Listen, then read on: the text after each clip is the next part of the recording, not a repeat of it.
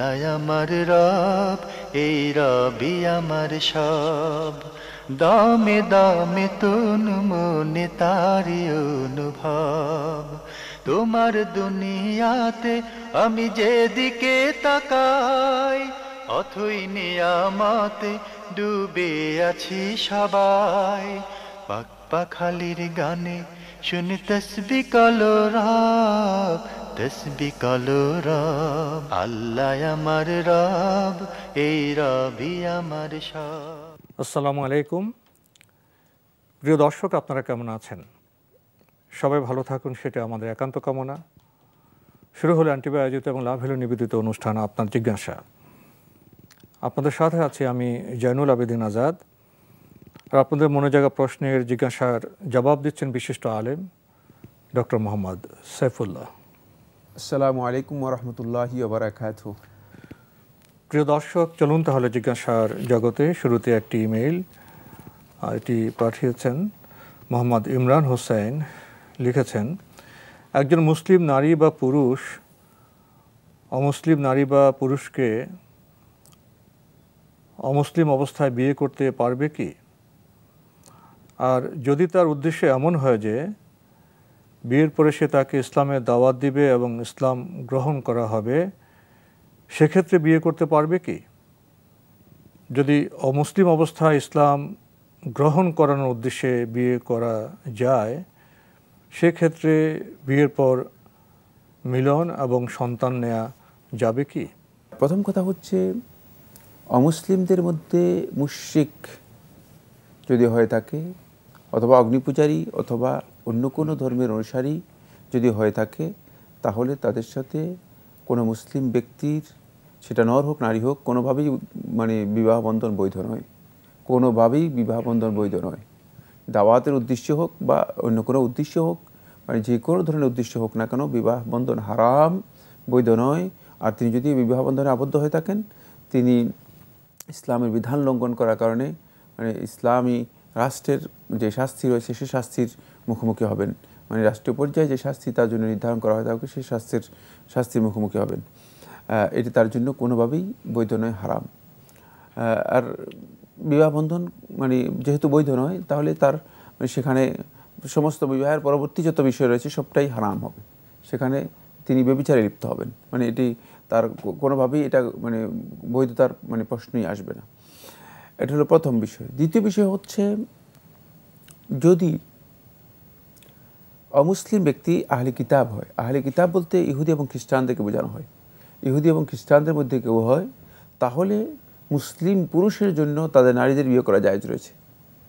কিন্তু মুসলিম নারীরা তাদের পুরুষদের কাছে বিয়ে বসতে পারবে না। মুসলিম নারীরা তাদের কাছে বিয়ে বসতে পারবে, কারণ ইসলাম ইয়া আলু আলা ইউলা আলাইহি, ইসলাম উপরে থাকবে। ইসলাম এমন দিন যেটা একমাত্র দিন আল্লাহ রাব্বুল আলামিনের কাছে গ্রহণযোগ্য। সুতরাং কোনোভাবেই অমুসলিম ইয়াহুদি অথবা অমুসলিম খ্রিস্টান ব্যক্তির কাছে কোনো মুসলিম নারীকে বিয়ে দেওয়াও জায়েজ নেই, ওই নারীর জন্য বিয়ে বসাও জায়েজ নেই। যদি তিনি বিয়েতে স্বেচ্ছায় অথবা তার অভিভাবক তাকে বিয়ে দিয়ে থাকেন, তাহলে তার বিয়ে অবৈধ, সম্পূর্ণ হারাম, এটি কোনোভাবে জায়েজ নেই। সেটা দাওয়াতের উদ্দেশ্য হোক বা যে কোনো উদ্দেশ্য হোক না কেন। এরপরে যে মাসআলাটি, সেটা হচ্ছে মুসলিম ব্যক্তি পুরুষ, তার জন্য জায়েজ রয়েছে অমুসলিম ইয়াহুদি খ্রিস্টান যে কোনো নারীকে বিয়ে করা তার জন্য জায়েজ রয়েছে। আহলে কিতাবের মধ্য থেকে তাদের বিয়ে করা জায়েজ রয়েছে। কিন্তু জায়েজ থাকলেও আল্লাহ রাব্বুল আলামিন এটাকে পছন্দ করেন নাই। এই জন্য আল্লাহ সুবহানাহু ওয়া তাআলা কোরআনে কারীমের মধ্যে একটা বিষয় আল্লাহ রাব্বুল আলামিন নির্দেশনা দিয়ে দিয়েছেন, ওয়ালা আমাতুন মুমিনাতুন খায়রুম মিন মুশরিকাতিন ওয়ালা ওয়াজাবাতকুম। খুবই স্পষ্ট বক্তব্য আল্লাহ রাব্বুল আলামিনের। সেটা হলো, যদি দাসীও পাওয়া যায়, ঈমানদার, স্বাধীন নারী নয়, দাসী, যদি দাসীও পাওয়া যায়, তাহলে তোমাদের জন্য উত্তম হচ্ছে মুশরিক এর সাথে বিবাহ বন্ধনে আবদ্ধ হওয়া থেকে। যেহেতু ইহুদি খ্রিস্টানদের মূলত বর্তমান যে অবস্থান, সে অবস্থানটা তাদের বিয়ের অনুমোদন ইসলাম দিয়েছে শুধুমাত্র কিতাবের অনুসারী হওয়ার কারণে। বাকি তারা ইহুদিরা তারা সেই যুগ থেকে আরম্ভ করে তাদের দিনকে তারা বিকৃত করেছে এবং তারা শিরকে লিপ্ত হয়েছে। প্রশ্ন এটাই, ইহুদা এবং খ্রিস্টানরা বর্তমানে তাদের ধর্মগ্রন্থ পালন করছে না, মানছে কিনা। জি, দ্বিতীয় খ্রিস্টানরাও ঠিক একই দশায় রয়েছে, একই অবস্থায় রয়েছে। তারা মূলত ঈসা আলাইহিস সালাতু ওয়াস সালাম যে ইনজিল নিয়ে এসেছেন, এই ইনজিলের সাথে তাদের সামান্যতম কোনো সম্পর্ক নেই, বরং ঈসা আলাইহিস সালাতু ওয়াস সালামকে কোথাও আল্লাহর পুত্র বানিয়েছেন, কোথাও মারিয়াম আলাইহিস সালাতু ওয়াস সালামকে আল্লাহর স্ত্রী বানিয়েছেন, কোথাও তিনজনকে আল্লাহ রাব্বুল আলামিনের সমকক্ষ সাব্যস্ত করেছেন। তাই এদের বিয়ে করা থেকে জায়েজ হলেও উত্তম হচ্ছে যেটা এই বিয়ে থেকে নিজেকে বিরত রাখা। কারণ হতে পারে যে বিয়ের কারণে আপনিও মিসগাইডেড হয়ে যেতে পারেন, আপনিও পথভ্রষ্ট হয়ে যেতে পারেন, আপনি হয়তো কোনো কারণে পথভ্রষ্ট হতে পারেন। ফলে দেখা গিয়েছে যারা বিশেষ করে মুসলিম পুরুষ ইহুদি খ্রিস্টানদের নারীদেরকে বিয়ে করেছে, বিভিন্ন পর্যায়ে তারা বিচ্যুত হয়, শেষ পর্যন্ত ইসলাম থেকেই তারা অনেক অনেক দূরে সরে গিয়েছে, ইসলাম হারিয়ে ফেলেছে, নিজেদের ইসলাম নিজে হারিয়ে ফেলেছে। তাই এক্ষেত্রে সতর্কতা অবলম্বন করা এটি উত্তম, কোনো সন্দেহ নেই। যদিও ইসলামী শরীয়ত জায়েজ বলেছে একটিমাত্র কারণে, সেটা হচ্ছে তারা যেহেতু কিতাবের অনুসরণ করে থাকে, এই জন্য কিতাবের সম্মান তাদেরকে দেওয়ার জন্য মূলত এই বিধানটুকু দেয়া হয়েছে, যাতে করে তারা কিতাবের এই মর্যাদাটুকু তাদের ব্যাহত না হয়। এই জন্য বর্তমান সভ্যতাতে প্রশ্ন জেগে গেছে যে কিতাবের সম্মানের জন্য এই বিধানটি দেওয়া হলো, বর্তমান সময় ইহুদি বা খ্রিস্টানরা তাদের কিতাবকে সম্মান করছেন কিনা। এই প্রশ্ন থেকে বোধহয় যেটা আপনি বলেছেন যে এটা একটা বিধান থাকলেও এই কারণে সেখানে না যাওয়াই ভালো, সতর্ক থাকাই ভালো। জি জি, সেটা কোরআনে কারীমের এই টেক্সট থেকে মূলত এই নির্দেশনা থেকে এটা বোঝা যাচ্ছে, একটা আলো আছে, কোরআনের মধ্যে একটা নির্দেশনা রয়েছে। জি, আমরা জানলাম। প্রিয় দর্শক, আমাদের হাতে একটি চিঠি, দীর্ঘ চিঠি, এটি পাঠানো হয়েছে ব্রিটিশ ইন্টারন্যাশনাল স্কুল, শনির আখড়া, ঢাকা থেকে। অনেকগুলো প্রশ্ন, আমরা আপনার প্রশ্নের দিকে যেতে চাচ্ছি।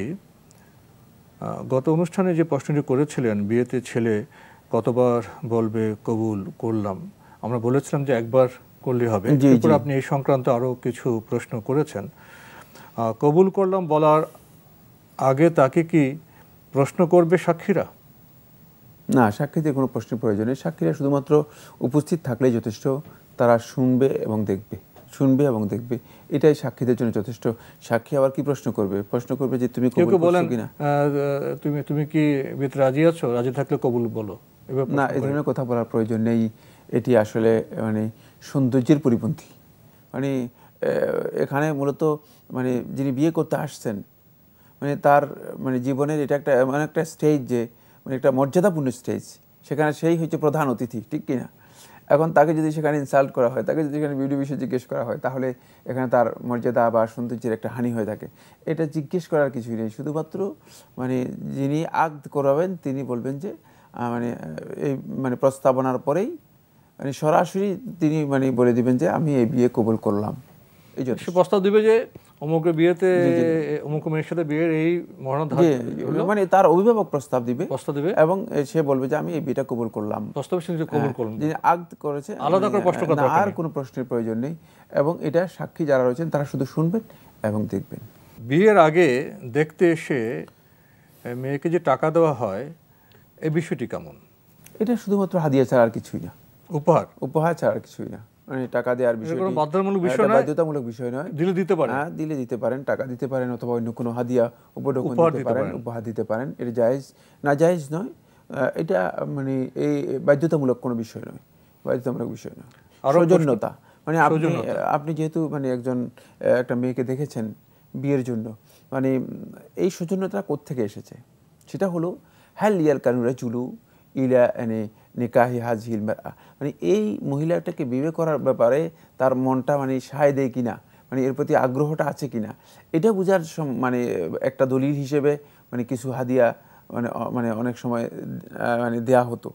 এক সময় হাদিয়া যদি একটা উপঢৌকন দেয়, তাহলে মানুষ মনে করতো যে হ্যাঁ তাদের ছেলের পছন্দ হয়েছে, এই জন্য হাদিয়া দিয়েছে, একটা আগ্রহের বহিঃপ্রকাশ ঘটতো। এই জন্য মূলত এই ধরনের একটা বিষয় এটাকে বলা যায় সিম্বলিক একটা প্রতীকী একটা বিষয় হয়েছে। কিন্তু পরবর্তী সময় দেখা গিয়েছে যে না, এর সাথে মূলত একটা সম্মানের বিষয় রয়েছে।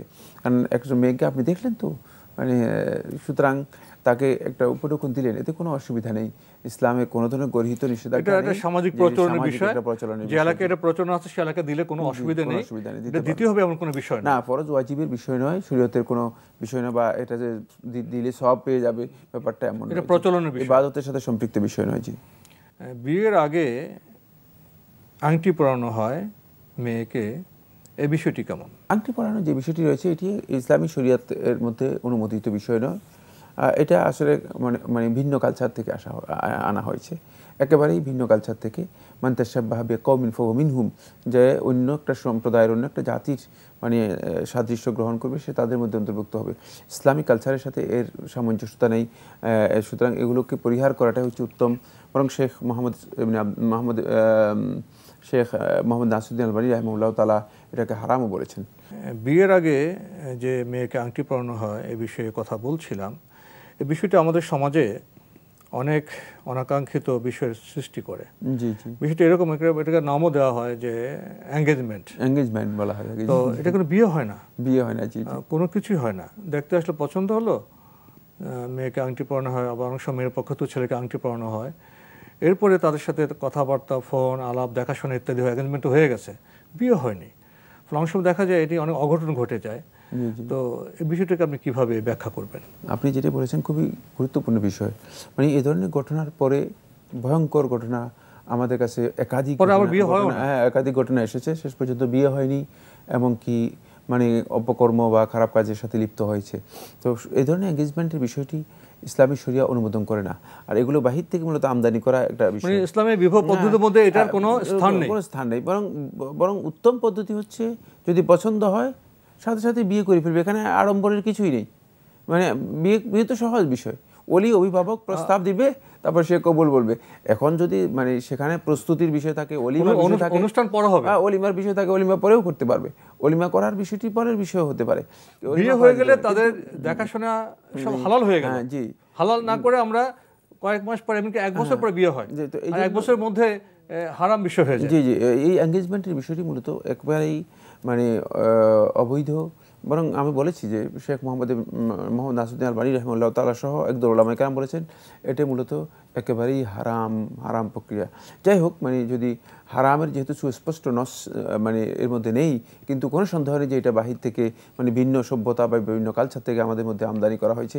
এইভাবে আমরা কত আমদানি করব? মানে এজন্য বিয়ে যত বেশি রাসূল সাল্লাল্লাহু আলাইহি ওয়াসাল্লামের সুন্নাহ অনুযায়ী হবে, তত বেশি দাম্পত্য জীবন সেখানে সুন্দর হবে, ভালো হবে, বরকতময় হবে এবং সুখের হবে। দাম্পত্য জীবন যত আড়ম্বর বৃদ্ধি হয় তত দেখা যায় দাম্পত্য জীবনে অসুখের হয়, অশান্তির হয়, সেখানে মানে দেখা যায় যে অনেক জটিলতা, অনেক কিছু দেখা দেয়। তাই এগুলো পরিহার করা উত্তম, কোনো সন্দেহ নেই। বরযাত্রার সাথে ছেলেপক্ষের নারীদের যাওয়াটা কেমন? বরযাত্রা, তারপরে কনে যাত্রা ইত্যাদি, এগুলো আসলে সবগুলো শব্দই মানে আমরা নতুন করে আমদানি করেছি। মানে বরযাত্রার কোনো মানে বিষয় ইসলামের মধ্যে নেই। বর কোথায় যাত্রা করবে? অলিমা তো করবে বর। মানে আমরা ইসলামী সুন্নাহর কোনো তরিকা মানে এখানে এর মধ্যে দেখি না। বরযাত্রার মধ্যে ইসলামী সুন্নাহর কোনো তরিকা আমরা দেখি না। অলিমা দেখা যায় বিয়ের মূল খাওয়া দাওয়া অনুষ্ঠানটা মেয়ের পক্ষ করে, হ্যাঁ মেয়ের পক্ষ করতে, তারপরে ছেলের পক্ষ করলে না করলে উল্টো হয়ে গেল। এটা ভিন্ন সভ্যতা থেকে আসা, অন্য একটা সভ্যতা থেকে আসা এবং জুলমের মানে শিকার হচ্ছে। মানে কন্যা দায়বদ্ধ হয়ে গিয়েছে, মানে নারী হওয়ার কারণে, মেয়ে হওয়ার কারণে মেয়ের পিতামাতা, মেয়ের পরিবার মনে হয় যেন এত দায়বদ্ধ হয়ে গিয়েছে যে তাদের মানে কঠিন অবস্থা, তার চাপ অনেক বেশি, সব চাপ ভার তাদের উপর। ইসলাম বলছে উল্টো জিনিস। সেখানে বর যাত্রা আসবে, তারপরে 100, 200, 300, 400 লোক খাওয়াতে হবে ইত্যাদি ইত্যাদি। এগুলো কি কারণে? এটা কোন সভ্যতা থেকে আমরা নিয়েছি? কোন সন্দেহ নেই অন্য কোনো কালচার থেকে আমরা নিয়েছি। যা আমি সেগুলো মানে এত বিস্তারিত আলোচনা করতে চাই না। তবে এই বরযাত্রা, এই শুভযাত্রা, এই সমস্ত কিছু ইসলামের সাথে কোনো সম্পর্ক নেই। সুন্নাহ নবী সাল্লাল্লাহু আলাইহি ওয়াসাল্লামের যেটি, সেটা হচ্ছে অলিমা করবে। এই অলিমার দায়িত্ব হচ্ছে ছেলের দায়িত্ব হচ্ছে সে অলিমা করবে। সে এখন কি বরযাত্রা করবে না কি করবে সেটা তার দায়িত্বের মধ্যে পড়ে। সে কতজন লোককে খাওয়াবে নাকি খাওয়াবে না সেটা তার দায়িত্বের মধ্যে পড়বে। তার সামর্থ্য অনুযায়ী সে করবে, সামর্থ্য অনুযায়ী করবে। আমার নবী সাল্লাল্লাহু আলাইহি ওয়াসাল্লাম তার সামর্থ্য অনুযায়ী কিছু ছাতু এনে নবী সাল্লাল্লাহু আলাইহি ওয়াসাল্লাম ছাতু দিয়ে সুন্দর করে ভালো করে ছাতু মেখে নবী সাল্লাল্লাহু আলাইহি ওয়াসাল্লাম সবাইকে মানে খাইয়ে দিয়েছেন। মানে নবী সাল্লাল্লাহু আলাইহি ওয়াসাল্লাম অলিমা ছিল একটি অলিমা ছিল এই ধরনের। কিছু কিছু অলিমার মধ্যে নবী সাল্লাল্লাহু আলাইহি ওয়াসাল্লাম খেজুর কি করেছেন, ছিটিয়ে দিয়েছেন। খেজুর কম ছিল, ছিটিয়ে দিয়েছেন, যাতে করে মানে কিছু কিছু লোকে পায়। সামর্থ্য অনুযায়ী আয়োজনটা করতে হবে বরপক্ষকে। আবার নবী সাল্লাল্লাহু আলাইহি ওয়াসাল্লাম এই কথাও নির্দেশনা দিয়েছেন সহিহ হাদিসের মধ্যে, সেটা হচ্ছে আউলিম ওয়ালাউ বিশাতিন, মানে অলিমা করো যদিও মানে ছাগল জবে করলেও, যদি তোমার সামর্থ্য থাকে তাহলে ছাগল জবে করতে পারবে, অসুবিধা নেই। সামর্থ্য থাকে গরু জবে করতে পারবে, সামর্থ্য অনুযায়ী তুমি করবে। তাই মানে সামর্থ্যের উপর নির্ভর করবে আসলে ছেলে অলিমা করবে, সে অলিমাটা কিভাবে করবে, বরযাত্রা মরযাত্রা এগুলো মানে আমাদের সমাজের মধ্যে মানে গড্ডালিকা প্রবাহে চলছে। এবং আমাদের যে সংস্কৃতি, মানে আমরা যে আদর্শের উপর বিশ্বাস করি, সুন্নাহর যে পদ্ধতি রয়েছে, এই পদ্ধতির সাথে এগুলো সামঞ্জস্যপূর্ণ নয়। এখন তো অনেকেই যৌতুক চায় না, যৌতুকের আকারে কি গিফট দেওয়া যাবে না এমনি স্বাভাবিক গিফট দেওয়া যাবে? আসলে গিফট আর যৌতুক মানে দুইটার মধ্যে পার্থক্য, বিশাল পার্থক্য রয়েছে।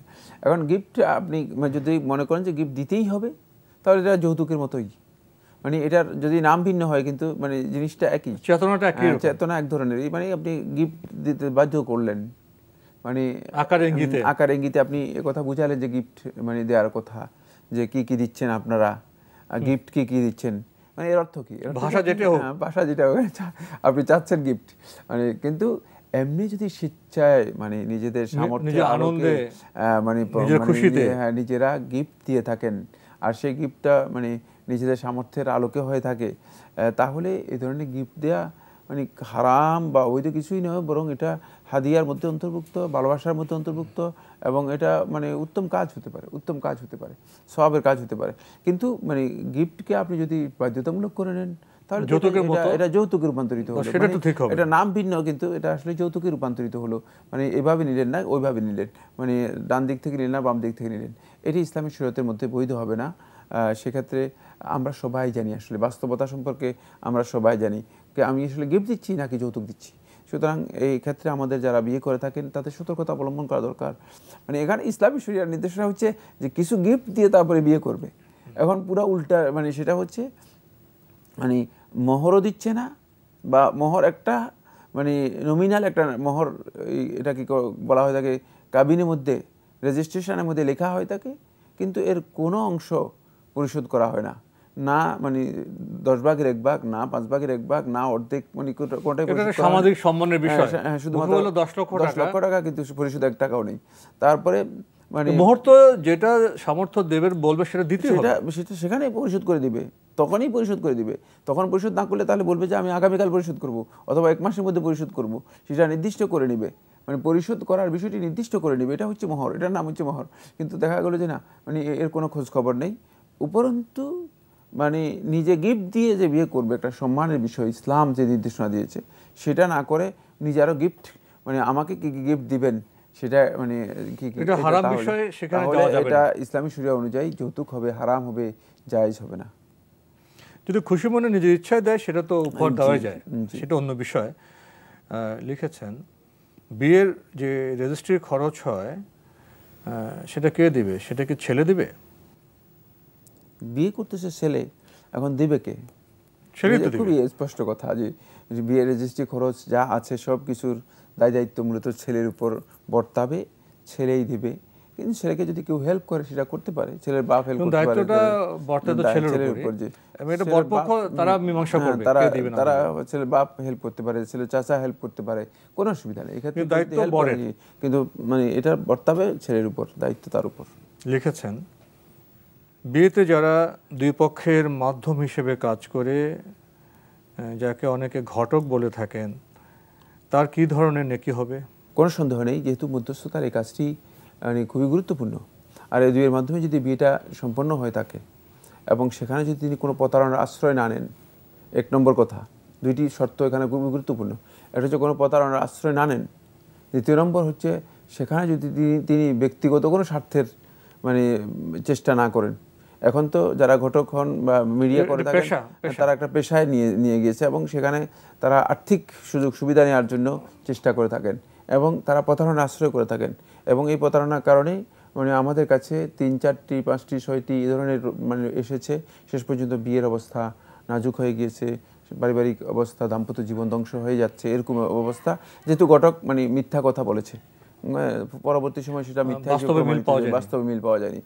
সুতরাং এই দুটি শর্তে যদি কেউ মানে নিঃস্বার্থভাবে মানে সত্য তুলে ধরার মাধ্যমে একটা বিয়ের আয়োজনকে পরিপূর্ণ কমপ্লিট করার জন্য চেষ্টা করে থাকেন, তাহলে অবশ্যই তিনি এই ভালো কাজের জন্য সওয়াব পাবেন, কোনো সন্দেহ নেই, এবং এটি অত্যন্ত উত্তম কাজ। কিন্তু এই কাজ যদি আপনি নিজের স্বার্থের জন্য করেন অথবা এর সাথে যদি কোনো মিথ্যার সম্পর্ক জড়িত করে দেন, মানে দেখা গেল যে মানে একজনকে আপনি বলছেন যে মানে তার মানে সম্পর্কে বলছেন যে এর আর কোনো বিয়ে হয় নাই, পরবর্তী সময় দেখা গেল যে আগে একটা বিয়ে হয়েছে, কিন্তু পরবর্তী সময় তখন দেখা যায় এই সংসার ভেঙে যাবে, গুনাহ হবে। এই ধরনের কাজ মানে মিথ্যার আশ্রয় নেওয়ার কোনো সুযোগ নেই। যদি এভাবে করে থাকেন তাহলে অবশ্যই সওয়াব পাবেন, কোনো সন্দেহ নেই। আরেকটি বিষয় আছে এরকম, যেহেতু হাতে সময় খুবই কম, তিনি সত্যাশ্রয়ী, মিথ্যা বলেন না, প্রতারণা করেন না, কিন্তু উনি এটাকে পেশা হিসেবে নিয়েছেন যে আমি নরনারীর বিয়ে সম্পর্কের ক্ষেত্রে আমি অবদান রাখবো। অনেকে তো এটা একটা আর্টও, এটা একটা যোগ্যতাও। না, যোগ্যতা তো অবশ্যই। কেউ যদি নিজেকে কাজেই লিপ্ত করে ফেলেন ঘটক হিসেবে, এবং তিনি সৎ উদ্দেশ্যে কাজটা করেন, তার উদ্দেশ্য ন্যাক, কিন্তু তিনি তা তো খেতে পড়তে হবে, তিনি কিছু বিনিময় বা কিছু নিয়ে থাকেন, সম্মানে নিয়ে থাকেন, এটার অবস্থা কেমন হবে? যদি মানে ব্যক্তিগত মানে স্বার্থ এর সাথে জড়িত হয়ে যায়, তাহলে তিনি হয়তো আল্লাহ তাআলার কাছে যদি তার নিয়ত যথাযথ হয় সওয়াব পেতে পারেন, নিয়তের কারণে সওয়াব পেতে পারেন, আল্লাহ রাব্বুল আলামিন হয়তো সওয়াব দিতে পারেন। কিন্তু যেহেতু তার এখানে স্বার্থ রয়েছে, মানে সে দুনিয়ার স্বার্থ নেওয়ার কারণে মানে সওয়াবের বিষয়টি ওই ব্যক্তির মতো হবে না যে ব্যক্তি নিঃস্বার্থভাবে মানে আল্লাহর উদ্দেশ্যে বিষয়টি করে। এটা তো নিয়ত এবং আল্লাহর উপর নির্ভর করবে। তো আজকে আমাদের এখানে শেষ করতে হচ্ছে। আপনাকে অনেক ধন্যবাদ। আপনাকে অশেষ ধন্যবাদ। প্রিয় দর্শক, আমরা এতক্ষণ দেখছিলাম এনটিভি আয়োজিত এবং লাভ হলো নিবেদিত অনুষ্ঠান আপনার জিজ্ঞাসা। আমাদের এই অনুষ্ঠান আপনারা এনটিভি অনলাইনেও দেখতে পারবেন, ভিজিট করুন www.ntvbd.com। এছাড়া ইউটিউবে এবং আমাদের ভেরিফাইড ফেসবুক পেজে অনুষ্ঠান দেখতে পারবেন। বিয়ে ঘটক আমাদের সমাজের খুবই গুরুত্বপূর্ণ বিষয়। বিয়ে পবিত্র বিষয়, প্রয়োজনীয় বিষয়। আমাদের সঠিকভাবে বিয়ে কাজ করতে হবে, পাত্রপাত্রী নির্বাচন করতে হবে, এবং যারা মধ্যস্থতা করেন ঘটক, তার দায়িত্ব খুবই গুরুত্বপূর্ণ। এখানে আমরা নিয়তের কথা বলেছি, নিয়তের উপর নির্ভর করবে তার কাজটি আল্লাহর কাছে কি মর্যাদা পাবে। আসুন আমরা এসব বিষয়ে আরও সচেতন হই সতর্ক। চিঠি লিখুন, প্রশ্ন পাঠান আমাদের ঠিকানায়। পরিচালক আপনার জিজ্ঞাসা, এনটিভি, বিএসসি ভবন, 7ম তলা, 102 কাজী নজরুল ইসলাম এভিনিউ, কারওয়ান বাজার, ঢাকা 1215। আপনারা ইমেলও করতে পারেন। আমাদের ইমেল অ্যাড্রেস আপনার জিজ্ঞাসা @ntvbd.com। প্রিয় দর্শক, মহান আল্লাহ আমাদের সবাইকে নিরাপদে রাখুন শান্তিতে। আসসালামু আলাইকুম। আল্লাহ আমার রব, এই রবি আমার সব, দামে দামে তুন মনে তারি অনুভব। আল্লাহ আমার রব, এই রবি আমার সব।